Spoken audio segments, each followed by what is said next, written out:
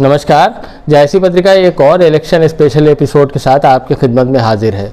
आज हम बात करेंगे वरुण गांधी की। वरुण गांधी जिनके बारे में पूरे देश की मीडिया इस समय चर्चा कर रही है। आखिर वरुण गांधी क्या कह रहे हैं, क्या चाह रहे हैं और क्या कुछ होने जा रहा है? क्या माँ बेटे आमने सामने आ जाएंगे? क्या पीलीभीत का चुनाव सुल्तानपुर को प्रभावित कर देगा?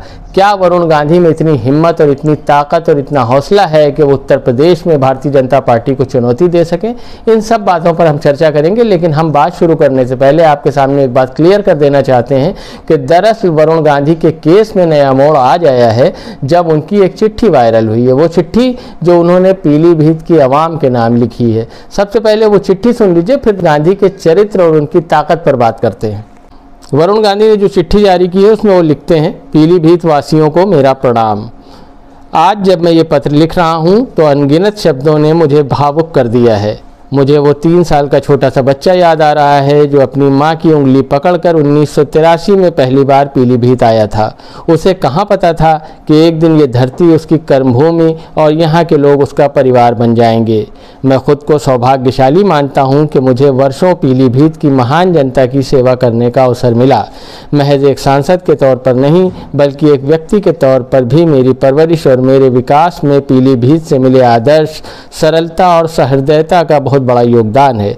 आपका प्रतिनिधि होना मेरे जीवन का सबसे बड़ा सम्मान रहा है और मैंने हमेशा अपनी पूरी क्षमता से अपने हितों के लिए आवाज़ उठाई है। एक सांसद के तौर पर मेरा कार्यकाल भले ही समाप्त हो रहा हो, पर पीलीभीत से मेरा रिश्ता अंतिम सांस तक खत्म नहीं हो सकता। सांसद के रूप में नहीं तो बेटे के तौर पर सही, मैं आजीवन आपकी सेवा के लिए प्रतिबद्ध हूँ और मेरे दरवाजे आपके लिए हमेशा पहले जैसे ही खुले रहेंगे। मैं राजनीति में आम आदमी की आवाज़ उठाने आया था और आज आपसे यही आशीर्वाद मांगता हूँ कि सदैव ये कार्य करता रहूं, भले ही उसकी कोई भी कीमत चुकानी पड़े। मेरा और पीलीभीत का रिश्ता प्रेम और विश्वास का है जो किसी राजनीतिक गुणा भाग से ऊपर है। मैं आपका था, आपका हूं और आपका रहूंगा। वरुण गांधी। ये लेटर है जो मैंने आपके सामने पढ़ दिया। वरुण गांधी ने जिसमें पीलीभीत की जनता से बड़ा इमोशनल कनेक्ट कायम करने के लिए एक चिट्ठी लिखी है।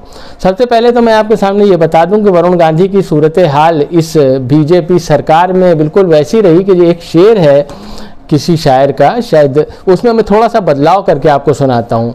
शेर यूँ है कि कुछ ना बोलेगा तो मर जाएगा अंदर से वरुण, और बोलेगा तो फिर बाहर से मारा जाएगा।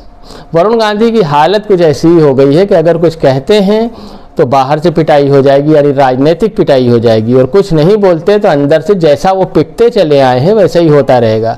वरुण गांधी जिन्होंने अपनी छवि ऐसी गढ़ने की कोशिश की कि वो बहुत निडर हैं, बहुत निर्भीक हैं, वो सच के लिए आवाज़ उठाना चाहते हैं, वो जानते हैं कि कैसे लड़ा जाता है। ये सब कोशिश उन्होंने की, अखबारात में कॉलम लिखे, इधर उधर बयान दिए, लेकिन हमने देखा है कि जब जब समय पड़ा तो वरुण गांधी ने कभी साहस का परिचय नहीं दिया। आपके सामने मैं कई मिसालें पेश कर सकता हूँ जिसमें वरुण गांधी कि जो छवि गढ़ी गई उससे हटकर उनकी असली छवि है। सबसे पहली मिसाल मैं ये देता हूँ कि वरुण गांधी जिनके बारे में आप जानते हैं और आज हमारी बात सुन रहे हैं, उनको आप कैसे पहचानते हैं? वरुण गांधी आपके लिए क्या हैं? वरुण गांधी की सिर्फ और सिर्फ एक पहचान है कि वो संजय गांधी के बेटे हैं। संजय गांधी कौन है? इंदिरा गांधी के बेटे हैं। इंदिरा गांधी जिनका एक नाम है, एक ब्रांड के तौर पर हिंदुस्तान जानता है। मेनका गांधी की पहचान क्या है? कि वो संजय गांधी की पत्नी थी, इंदिरा गांधी की बहू थी। इसके अलावा मेनका गांधी सिर्फ मिस इंडिया होती तो कोई उन्हें इतना न जानता, न जानता, न शायद इतनी मर्तबा सांसद हो सकती। लेकिन ये वरुण गांधी वही वरुण गांधी है कि पार्लियामेंट में बैठकर अपनी दादी के खिलाफ अपशब्द सुनते रहे, अपनी दादी के पिता यानी जवाहरलाल नेहरू के खिलाफ कहे जाने वाले भद्दे वाक्य बराबर सुनते रहे और साथ बैठे रहे उसी टीम की तरफ, उसी पाले में जो मजाक उड़ा रहे थे, जो हाथ से उड़ा रहे थे और उपहास बना रहे थे इनके परिवार वालों को।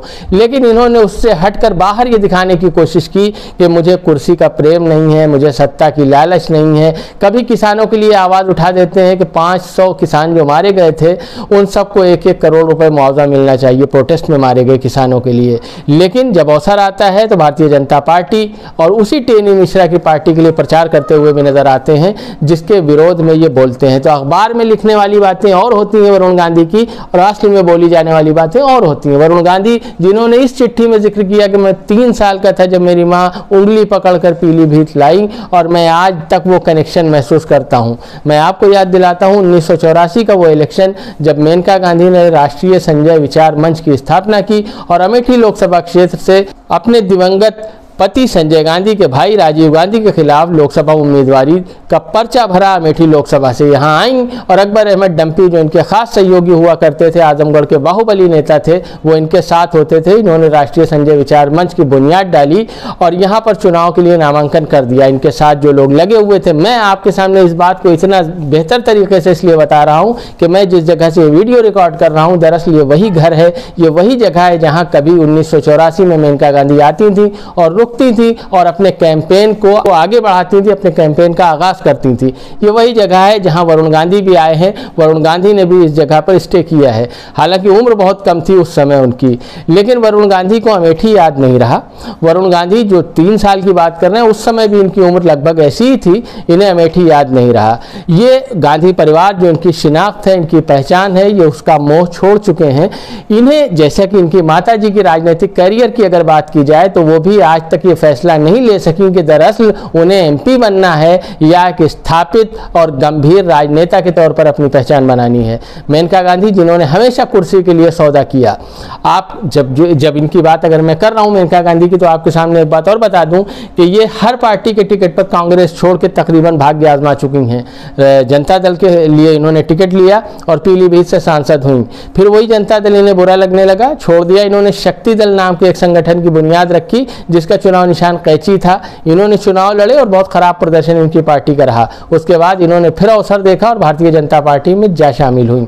उसके बाद से पीलीभीत का और सुल्तानपुर का सफर इनका चल रहा है, कभी सुल्तानपुर से कभी पीलीभीत से। वही हाल तकरीबन वरुण गांधी का भी नजर आ रहा है कि ये भी फैसला नहीं ले पाते। जिस बुनियाद पर वरुण गांधी पहचाने जाते हैं, जो उनकी शिनाख्त है, उसी के साथ ये खड़े नहीं हो पाते। अगर आप किसानों के पक्ष में हैं तो टेनी मिश्रा के साथ क्यों खड़े होते हैं? अगर आपको मोदी जी का काम काज अच्छा नहीं लगता तो मोदी जी के साथ 5 साल कैसे गुजार दिए? आपको टिकट नहीं मिला तो आप बगावत की बातें करने लगते हैं, लेकिन जब आपको टिकट मिल जाता है तो आप उसी पार्टी में बने रहते हैं। कौन कहेगा कि वे वही वरुण गांधी हैं जो इतना भारतीय जनता पार्टी सरकार के खिलाफ बोल रहे थे? अब सुल्तानपुर में जब समय आएगा तो लोकसभा कैंडिडेट अपनी माता जी के पक्ष में प्रचार करते नजर आएंगे। ये वरुण गांधी हैं, इनको पहचान लीजिए। इनकी बातें कुछ और हैं, इनका काम कुछ और है। ये अभी तक जो इनके स्रोत हैं और सूत्र हैं वो कह रहे हैं कि वरुण गांधी पर्चा नहीं भरेंगे, लेकिन अभी तक जो समाचार है, इनके निजी सचिव ने 4 सेट नामांकन के खरीदे भी हैं। समाजवादी पार्टी के भी संपर्क में बराबर हैं। उन्होंने भी दिया है कि ये प्रिजम्पटिव कैंडिडेट हैं, अगर लड़ना चाहेंगे तो हमारी पार्टी में इनका स्वागत है। कांग्रेस अध्यक्ष अधीर रंजन भी कह रहे हैं कि अगर वरुण गांधी आएंगे तो हम स्वागत करेंगे। आखिर ये सबको विश्वास में लेकर कौन सा खेल खेलना चाहते हैं? ये किस तरह की नई राजनीतिक पारी की शुरुआत करना चाहते हैं?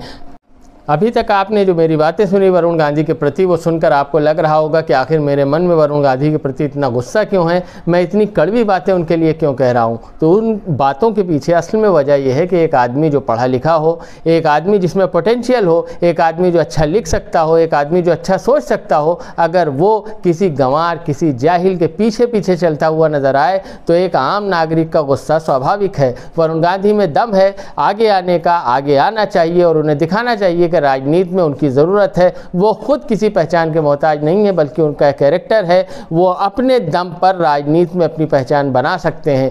मैंने मेनका गांधी का जिक्र किया और उनके मुकाबले पर अगर सोनिया गांधी की भी बात करूं तो मेनका और सोनिया में अगर कंपैरिजन किया जाए तो सोनिया गांधी के पास कई डिसएडवांटेजेस थे।